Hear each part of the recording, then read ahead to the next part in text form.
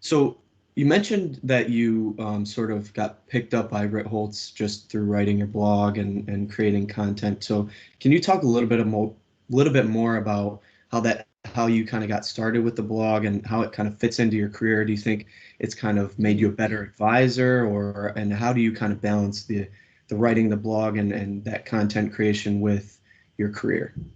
It's certainly something that when I started it, I believe I started the blog in 2013, and I had been reading blogs for a number of years and just thought to myself, you know what, I kind of have something to say. I actually was in getting my MBA and had a classmate who had done it himself and started one.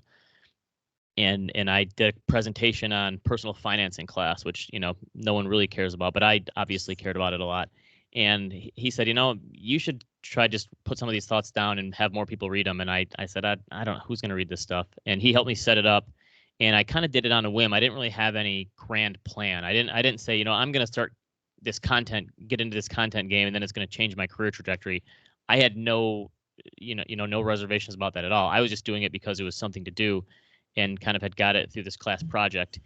And it ended up working out where it started slowly gaining traction, and I got to know a lot of the other people who were in this blogging community who had similar views of the world and as myself, and would share it with other people, and they slowly helped me build an audience. So I went into it with very low expectations, which I think was helpful, because if I would have said, I'm going to totally change my career by writing this blog, then I think I would have probably given up on it after a few months, because the first few months, no one was reading it at all. And so if I would have placed those undue expectations on myself, I probably wouldn't have stuck with it, because the first 5 or 6 months, it was friends and family reading it. And those are the people that I was writing for anyway, is because they were the ones coming to me with questions about the market and their 401k and what to do about certain things. So I was trying to write it with them in mind.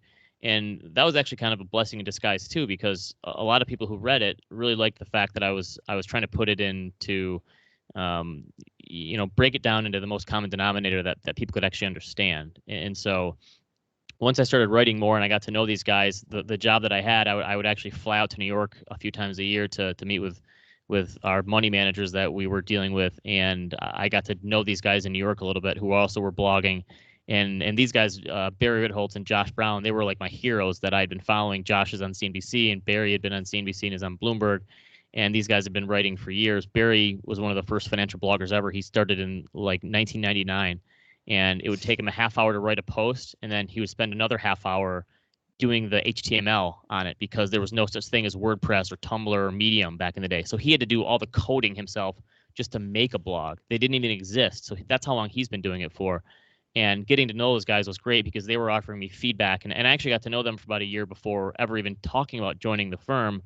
And after a while, I started talking about that I've been working in the institutional world, and, it was great because I was learning a lot, but I really wanted to, now that I've been writing and hearing feedback from people, wanting to work with smaller clients and more individuals and broaden my horizon a little bit, because I was working for a single institution and organization, and they were technically my only client. And while it was a great job and I learned a lot, and I was there for about 10 years, I just really wanted to move on and try something else. And they said, well, what exactly do you want to do? And I kind of laid it out for them.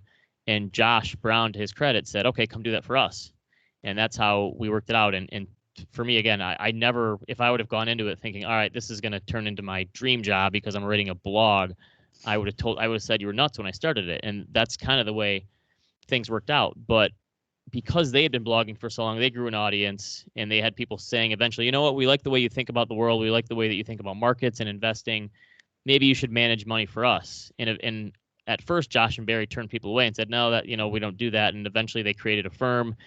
And then I came into it too. And we realized, okay, this is actually a huge benefit for us, because we have people who already kind of understand our message.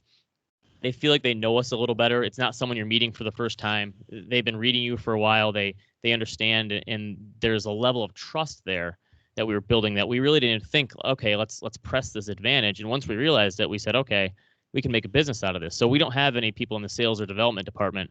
Our content and writing is how we communicate not only with prospective clients that might come join us, but also current clients. And so they're not constantly calling our advisors saying, what is going on in the markets today? What do you guys think about this? Because they're reading it, because on a daily basis, at least one of us at the firm is going to be talking on a podcast or doing a TV appearance or writing on our blog about what we think and providing context. And what that does for our financial advisors is it allows them to spend more time talking to the clients about their specific financial plan instead of worrying about what's going on in the markets. And so putting it out there has been great for us. And what I tell a lot of younger advisors or aspiring advisors who talk about this, they ask all the time, how do I get into the blogging game, and how do I do this, and how do I build an audience? And I don't even think going into it with that mindset is helpful, because trying to build an audience is really hard. And if I started today to try to do it again, it wouldn't be easy. But your audience in a lot of ways is your clients. And the great thing about writing and putting content out there is you can build a library, and it shows that you're an expert. And so if you have a specific niche that you write about, and you're a, tax planning is your big thing, or setting up asset allocation, or where your assets are located. If you write about these specific topics, people will find you because you have expert, domain expert on this stuff. And when you have questions from clients, and the funny thing is that the questions are almost always the same. The market environment changes, but the questions you'll get about it will be the same. You can build a library of stuff that you've written and say, oh, I already wrote about this in 2017. Here, take a look. It saves you time and effort from having to explain it 100 different times. And so we've just found that producing content is so helpful in, growing an audience and stuff. That certainly is interesting, but the client aspect of it, of being able to communicate with them and provide context and perspective for them without them having to beat down your door all the time every time the stock market falls 5%, is very helpful, because then you can only have conversations with them when you really need to, and something truly is different with their financial circumstances, not just the markets.